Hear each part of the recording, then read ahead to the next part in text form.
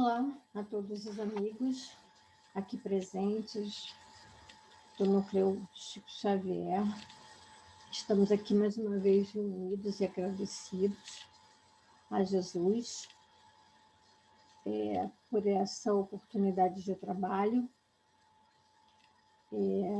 pedindo a Ele que nos esclareça, que nos ilumine e que nos fortaleça mais uma vez com as suas palavras, hoje, para nós escolhidas, nosso estudo, que aqui eu venho humildemente compartilhar com vocês, o capítulo 8, Bem-aventurados os que têm coração puro. E a mim coube falar um pouco sobre as 3 partes iniciais deste capítulo: simplicidade e pureza de coração, pecado por pensamentos, adultério, e verdadeira pureza, mãos não lavadas. Antes de iniciarmos o nosso estudo, gostaria de pensar algumas palavras, algumas frases de Jesus, que vamos aqui proferir ao longo desses instantes em que estaremos juntos.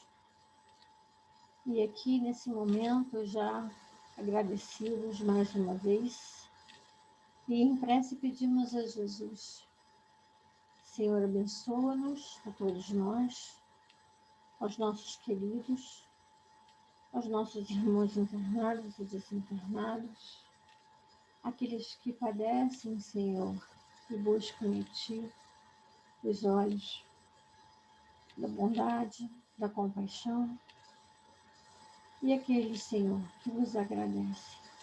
Abençoa-nos a todos. Então, nesse capítulo, Jesus coloca para a gente várias afirmativas que nos fazem pensar, nos fazem refletir sobre o tema bem-aventurados os que têm coração puros, as bem-aventuranças de Jesus. Então, em Mateus, a gente vê Jesus, porém, vendo isto, indagou-se e disse-lhes: deixai vir os meninos a mim, e não os impeçais, porque dos tais é o reino de Deus. Em João, ele coloca: não se turbe o vosso coração. E em diante ele diz: escutai e compreendei bem isto. Não é o que entra na boca que macula o homem. O que sai da boca do homem é o que o macula.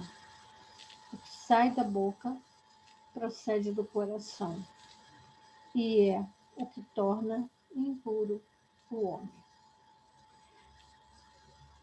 Bom, de antemão a gente já começa a perceber mais ou menos quais são as mensagens que nós vamos extrair, desse nosso encontro com Jesus. Então, eu trouxe agora uma foto para a gente, que nada mais é, um resumo. A verdadeira pureza não está somente nos atos, está também no pensamento. Vamos voltar lá, e vamos ver que o segundo item deste capítulo é pecado por pensamentos. Então, voltando, a verdadeira pureza não está somente nos atos, está também nos pensamentos. Porquanto aquele que tem puro coração nem sequer pensa no mal. Está no nosso Evangelho, E lendo assim um trechinho de uma das lições da Palavra da Vida Eterna, de Chico e Emmanuel, Um Coração Puro, que é o título da nossa lição, a gente tem do meio para baixo: não passarás assim no mundo sem tempestades e nevoeiros, sem o fel de provas ásperas, ou sem o assédio de tentações. Então, nós temos aí um mundo que nos cerca, cheio de provas, né? Cheio de tentações, onde muitas vezes nós vamos nos pegar pensando ou imaginando algo que não estaria dentro das lições de Jesus, né? Que seria os puros de coração, né? Então, não passarás assim no mundo sem tempestades e nevoeiros, sem o fel de provas ásperas ou sem o assédio da tentação. Buscando o bem, jornadearás ou dirigirás, como é justo, entre pedras e abismos, pantanais e espinheiros. Buscando o bem, a gente sempre se dirige. Todavia, recomendou-nos o Mestre: não se turbe o vosso coração, porque o coração puro e valente é garantia da consciência limpa e reta. De quem dispõe da consciência limpa e reta, vence toda perturbação e toda treva, por trazer em si mesmo a luz irradiante para o caminho. Então, o Mestre já nos recomenda que, se nós temos aí a consciência limpa e reta, nós conseguimos vencer um pouco essas perturbações ou passar um pouco por essa nuvem densa, né? Que é essa nossa jornada aqui encarnada. E essa consciência limpa, ela faz com que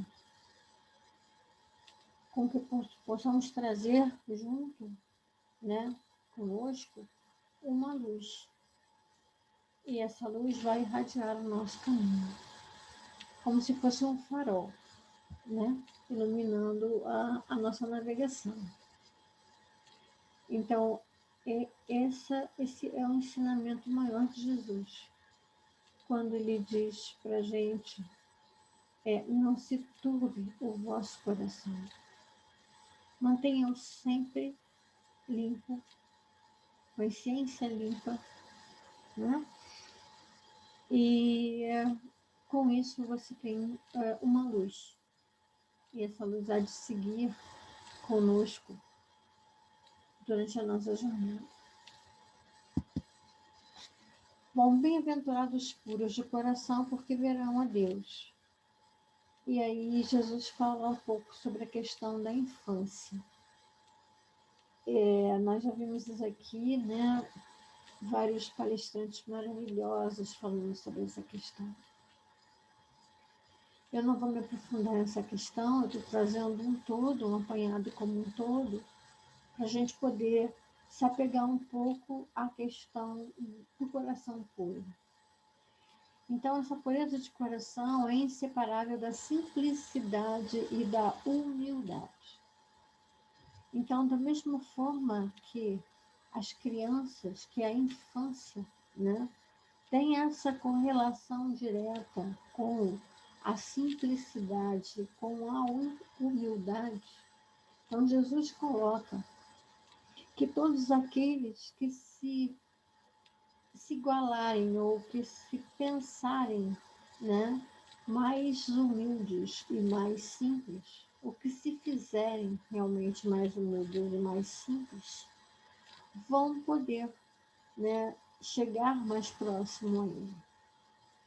Então ele fala: poderia parecer menos justa essa comparação, considerando-se que o espírito da criança pode ser muito antigo e que traz, renascendo para a vida corporal, as imperfeições de que se não tenha despojado em suas precedentes existências.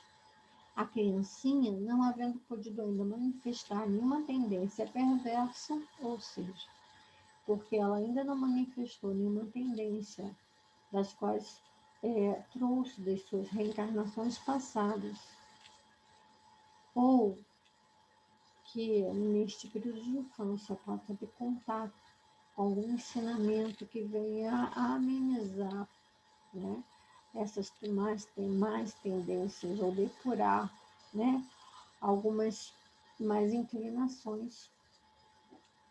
Então, a criancinha, não havendo podido ainda manifestar nenhuma tendência perversa, nos apresenta a imagem da inocência e da candura. Daí o não dizer Jesus de modo absoluto que o reino dos céus é para elas, mas para os que se assemelhem a nelas.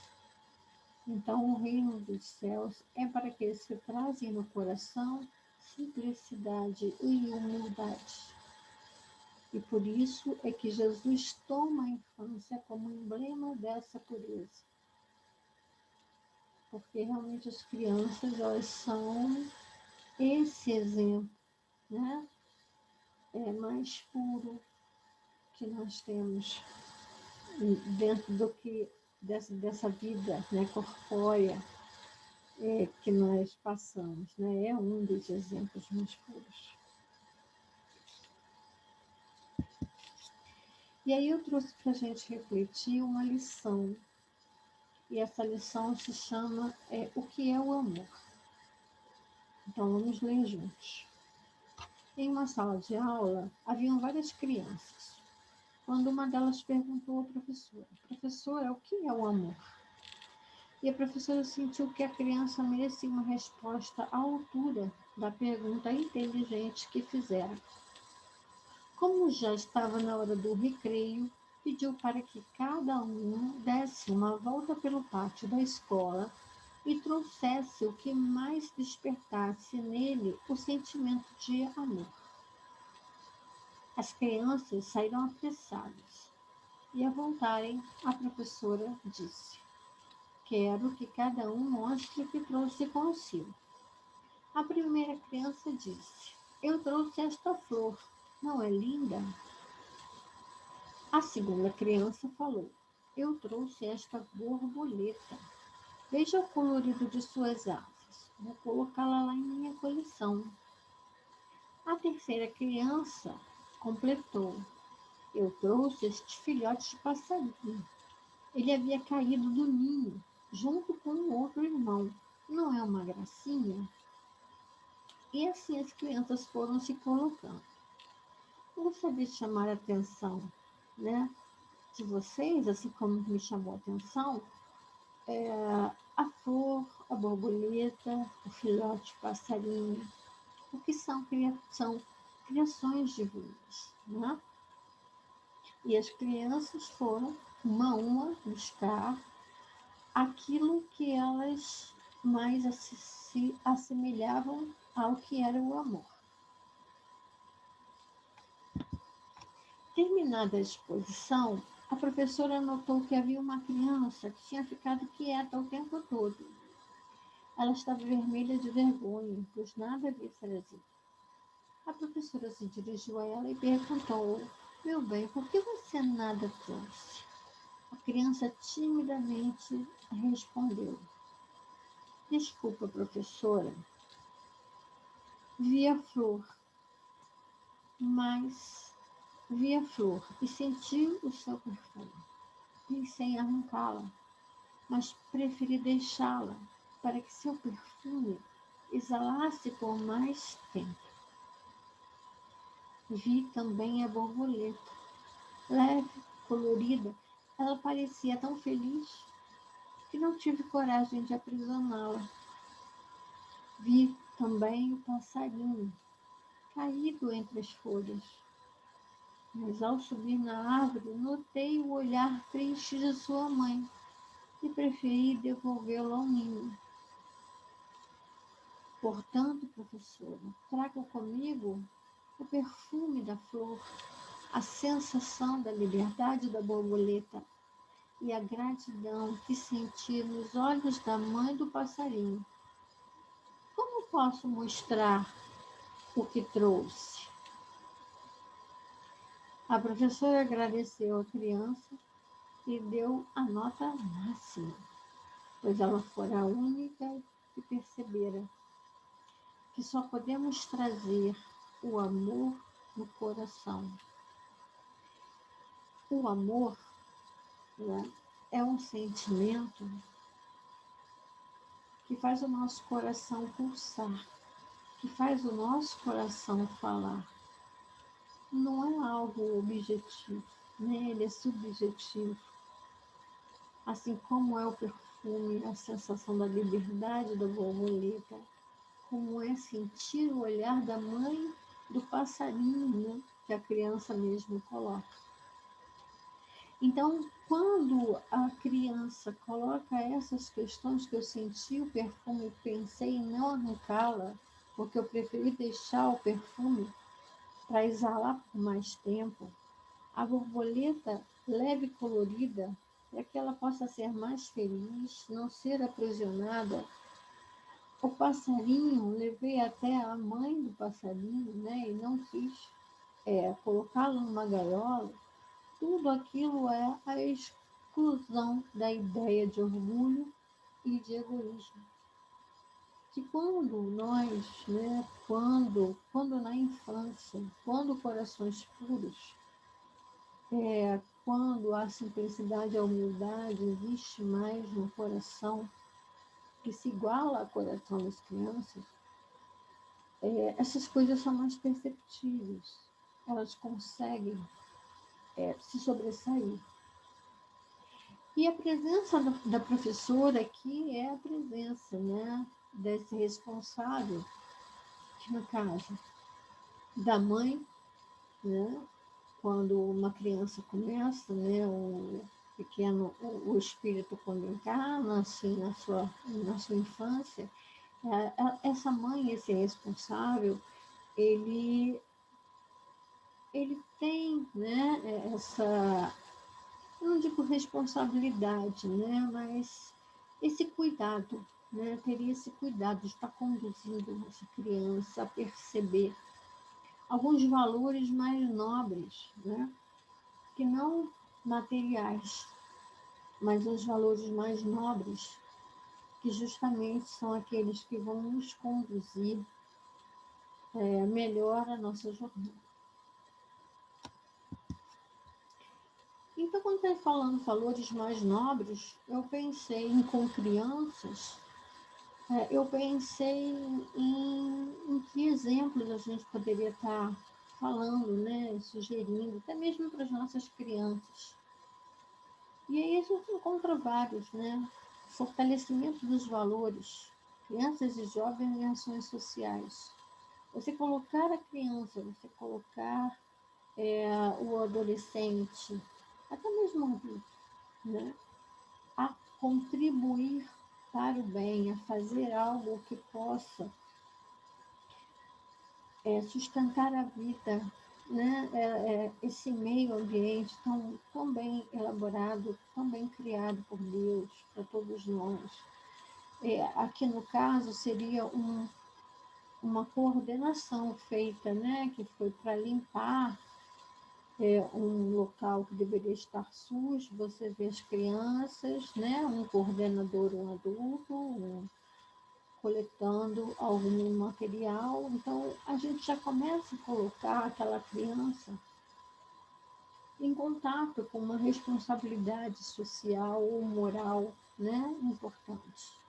Isso vai fazer com que ela comece a desenvolver, se preocupar mais com as questões subjetivas, né? Ou seja, a natureza, amar o meio ambiente. Que você não pode pegar, não pode beijar, não pode tocar, não pode levar para casa, não pode aprisionar numa gaiola, mas você ama o meio ambiente e sabe que ele é para todos, assim como é para você também. Então, aqui a criança começa a criar o seu caráter já na primeira infância. E neste período que ela desenvolve a fala, a coordenação motora, além dos aspectos relacionados ao emocional e ao espiritual. Os primeiros 7 anos são os mais importantes e devem ser repletos de ações positivas, contribuindo assim para a formação desse cidadão, né? Deste modo, a consciência de responsabilidade social deve ser despertada no momento em que as crianças começam a produzir no dia a dia tudo aquilo que elas têm como certo.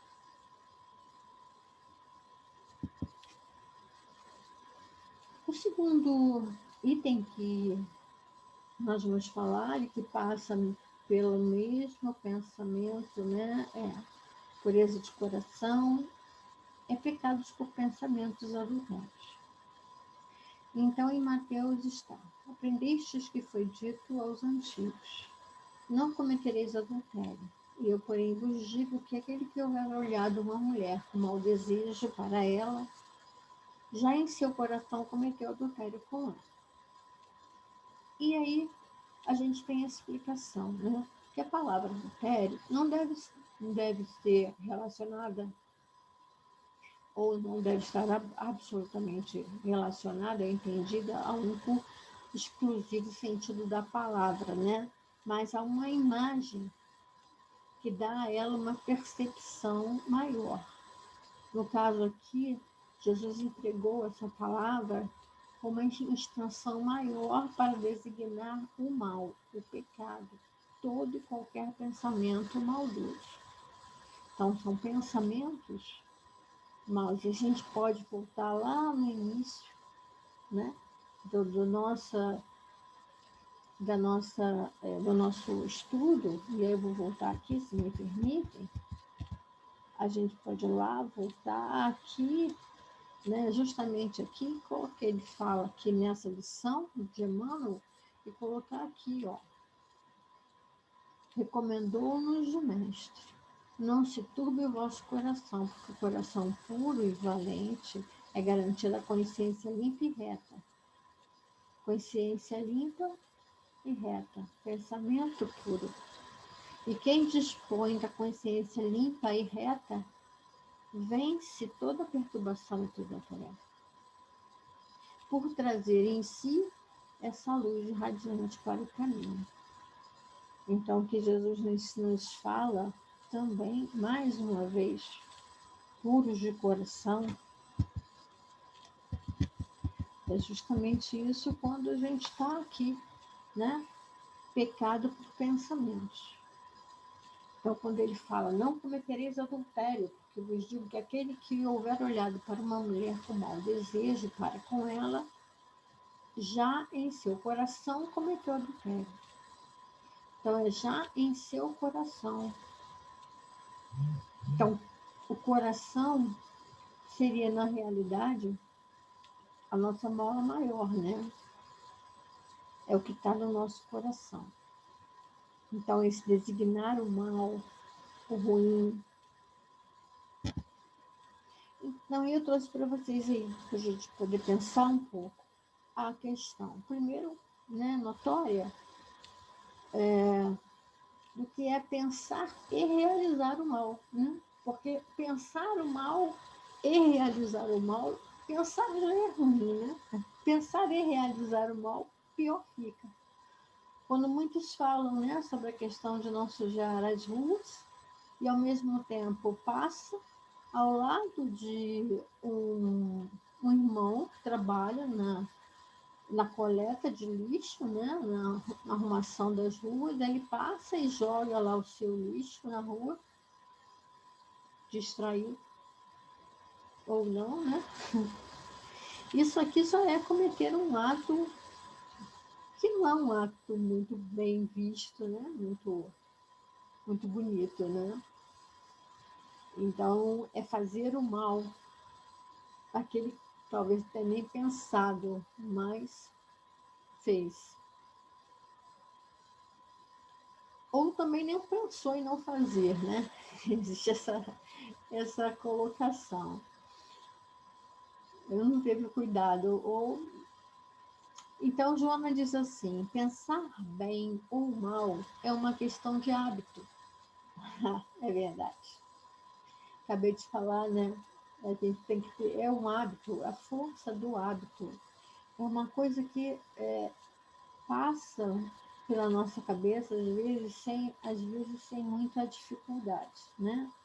Quando a gente se predispõe a pensar bem ou a pensar mal. Você não para e desliga, agora eu vou pensar bem. Daqui a pouco você para, não, agora eu vou pensar mal. As coisas vêm, é hábito.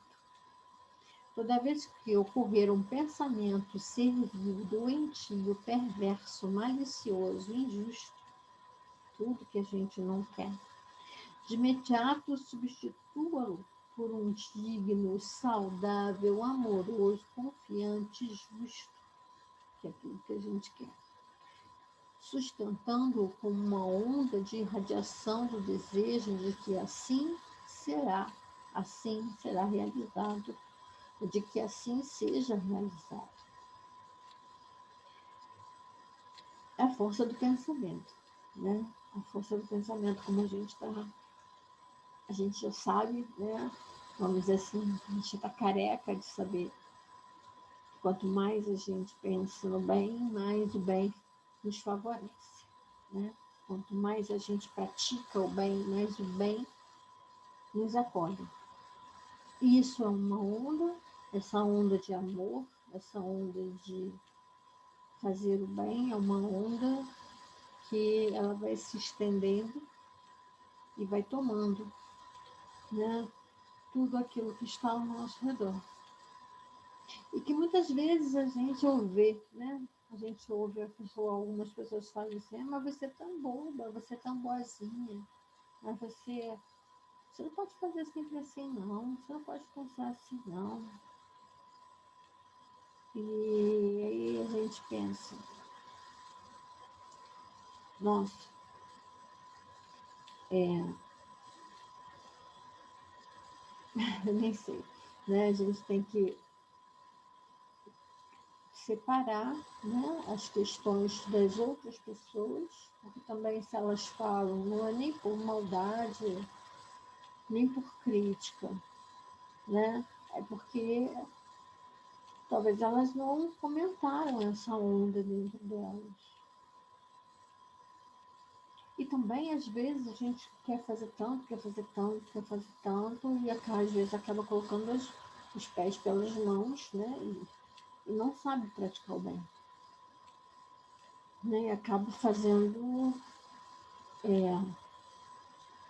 não realizando aquilo que você realmente gostaria de realizar. Né? Mas, enfim, a verdadeira pureza não está somente nos atos, está também no pensamento. Porquanto aquele que tem puro coração nem sequer pensa no mal. Foi o que Jesus quis dizer. Ele condena o pecado, mesmo em pensamento, porque é sinal de impureza. E aí também eu trouxe para a gente pensar um pouco sobre a questão de pensar bem, né? Pensar bem tem ação, está relacionado diretamente com ser ou um homem de bem. Então, lá no Livro dos Espíritos, na questão 918, Caracteres do Homem de Bem, está escrito assim: por que indício se pode reconhecer em um homem um progresso real que lhe elevará o espírito na hierarquia espírita? E os espíritos responderam: o espírito prova sua elevação quando todos os atos de sua vida corporal representam a prática da lei de Deus e quando antecipadamente compreende a vida espiritual. E aí, nos comentários Kardec, ele coloca: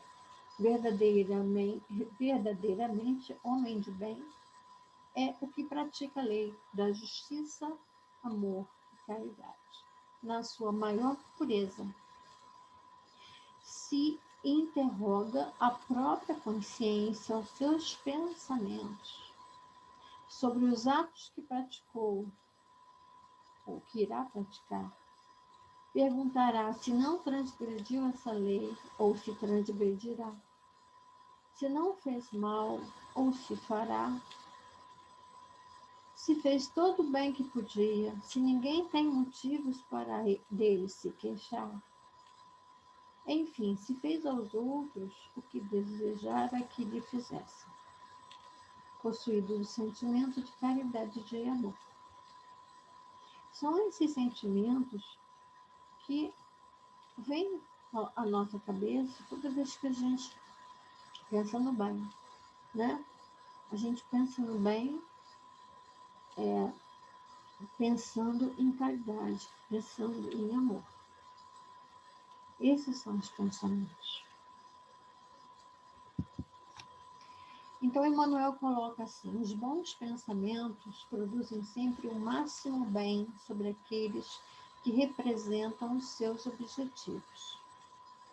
Por se enquadrarem na essência da lei única, que é o amor em todas as suas divinas manifestações. É isso. E Meimei também tem uma citação dela, né, que eu vi na internet, que diz: se erraste, que é normal, nós estamos aqui, né, para aprender, nós somos estudantes. Então, se errastes, não tombes em desespero, mas trabalhando e servindo receberás de Deus a oportunidade da retificação e da paz. Isso é um presente, né, que Deus nos dá, porque nós podemos errar. E errando, nós temos a possibilidade e o amparo de Deus para corrigir os nossos erros na nossa trajetória como espíritos. Então, à medida que avança na vida espiritual, isso continua assim a leitura do Evangelho, né? À medida em que avança na vida espiritual, a alma que enveredou pelo mau caminho se esclarece e despoja pouco a pouco das suas imperfeições. Então, nós vamos evoluindo, né? Vamos nos despojando desse mal pouco a pouco, né? Caso eu tenha me enveredado pelo mau caminho, vou me livrando das minhas imperfeições, conforme maior ou menor boa vontade que demonstre, né? Conforme a minha vontade. Então, eu quero me desfazer desse mal, eu quero me melhorar, eu quero me despojar, eu quero ser uma pessoa do bem, eu quero melhorar naquele sentido, no outro sentido. Então, eu vou evoluindo. Isso é evolução. Isso, essa boa vontade que demonstra, é óbvio que está relacionada diretamente com o nosso livre-arbítrio, né? Eu quero, eu posso, eu vou. Isso é a evolução do espírito, né? Isso é a nossa caminhada. Todo pensamento mal, todo pensamento mal resulta, pois, da imperfeição da alma. Mas, de acordo com o desejo que alimenta de depurar-se, mesmo este mau pensamento se lhe torna uma ocasião de adiantar-se, porque ela o repele com energia. Então, eu posso pensar o mal, já é uma imperfeição da minha alma, mas eu já posso começar a me depurar toda vez que eu pensei neste mal, eu vou abandonar esse pensamento.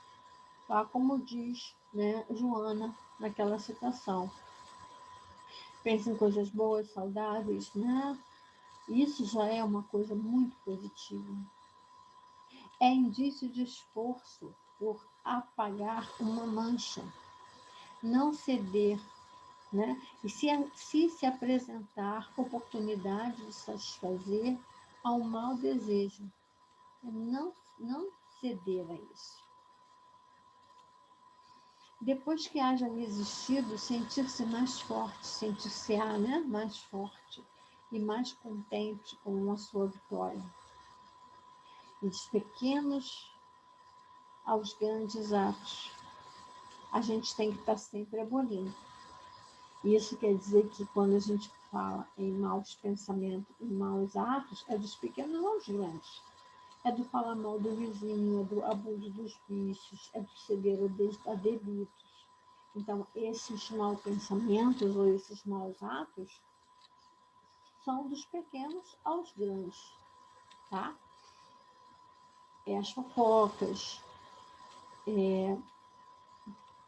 algum comentário que você faça, você pode fazer o comentário, depois você pode até repensar, né, no que você comentou. A gente vai refletindo, né, nas nossas próprias imperfeições, e nos depurando na nossa própria evolução espiritual. Aquela que ao contrário, não tomou boas resoluções, procura ocasião de praticar o mau ato, e, se não o leva a efeito, não é por virtude da sua vontade, mas por falta de ensejo, ou seja, ela tomou pensou alguma coisa ruim, né? Um mau ato, só não praticou porque não teve oportunidade. Ela não é por virtude da sua vontade, mas por falta de ensejo. Então, a prática do mau ato, o mau pensamento, só não foi feito porque ela não teve oportunidade. É, pois, tão culpada quanto o seria se cometesse. Então, isso já nasce, né, antes mesmo do ato ser cometido, da falta ser feita. Então, quer dizer que realmente isso vem bem antes da mão, né, poder bater. Se eu, se eu já penso em dar um tapa no rosto de alguém, um exemplo, né, bem claro aqui, para a gente poder entender. Se eu penso em dar um tapa na mão de alguém, eu já estou cometendo um deslize, né? Se eu tenho como regredir, se eu paro, não, né? Se eu tomo uma iniciativa contra isso e faço uma reflexão, né? E faço uma introspectiva e vejo que isso não tem cabimento, ótimo. Agora, se eu não dou esse tapa porque a pessoa saiu correndo, então eu sou tão culpada quanto se tivesse dado esse tapa. Porque eu pensei e quis praticar aquele mal, né? Isso é os pensamentos, pecados por pensamentos que Jesus coloca para gente, impuros de coração, né? Verdadeira pureza é as mãos não lavadas, que é o terceiro e último tópico do nosso estudo. Nesse terceiro e último tópico, Jesus coloca várias observações, né? E a gente consegue entender muito bem sobre essa questão da pureza do coração, né? Então, tá. Um fariseu lhe pediu que fosse jantar em sua companhia. Jesus foi e sentou-se à mesa. O fariseu entrou então a dizer consigo mesmo: por que não lavou ele as mãos antes de jantar? E disse-lhe, porém, o Senhor: vós outros, fariseus, pondes grandes cuidado em limpar o exterior do corpo. Aqui é minto. Vós outros, fariseus, pondes grande cuidado em limpar o exterior do copo e do prato. Entretanto, o interior dos vossos corações está cheio de rapinas e de iniquidades. Insensatos que sois! Aquele que fez o exterior não é o que faz também o interior?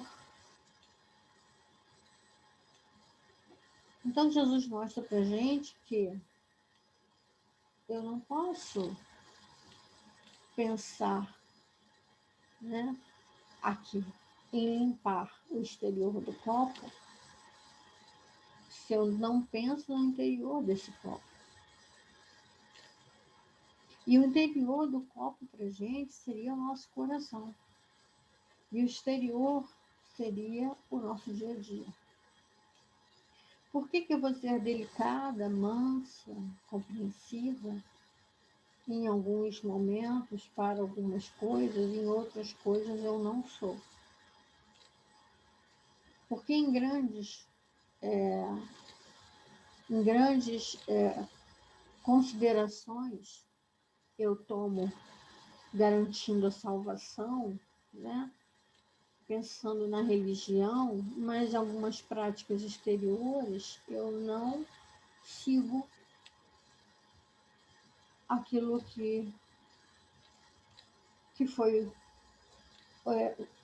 seguido, foi orientado por Deus, se está na minha doutrina, se está na minha religião, se está no meu ensinamento, se é o lado moral que é mais digno, mais perfeito, se não é aquele que vai me dar a pureza do coração.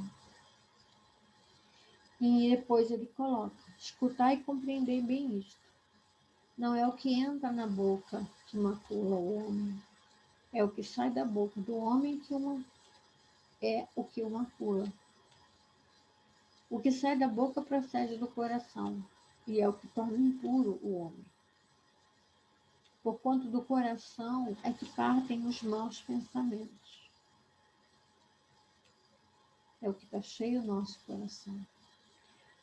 Os assassínios, os adultérios, as fornicações, os latrocínios, os falsos testemunhos, as blasfêmias, as maledicências, é do coração que partem os maus pensamentos. E aí, mas no fim dessa lição, ou seja, desse subitem, ele coloca Jesus, Kardec coloca isso, né? Verificou-se o mesmo com a doutrina moral do Cristo, que acabou por ser atirada para segundo plano, de onde resulta que muitos cristãos, a exemplo dos antigos judeus, consideram mais garantir a salvação por meio de práticas exteriores, de ir à igreja, de acender uma vela, de tomar uma água benta, uma água purificada, né? De ir a um centro espírita, né? De assistir uma reunião pública, do que pelas práticas morais, de procurar, né, um pouquinho, ser mais um pouquinho condescendente com os valores morais que o Cristo nos mostra, né, dia a dia. Seja mais simples, mais humilde, né? Sejamos mais pacientes, benevolentes, mais caridosos, mais justos, menos orgulhosos, menos vaidosos, menos egoístas, né? As principais chagas que nós temos aí para decorar.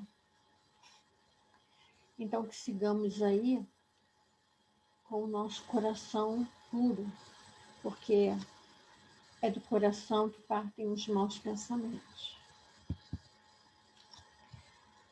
E a nossa última mensagem é essa: o homem de bem é o que pratica a lei da justiça, do amor, da caridade, na sua maior pureza. E a gente segue aqui na certeza e na fé de que a cada dia é um passo, e a cada passo a gente vai estar sempre em direção a Jesus, carregando essa luz, esse amor no coração, com todos os nossos irmãos ao nosso redor. Obrigada pela atenção de vocês, que Deus nos abençoe.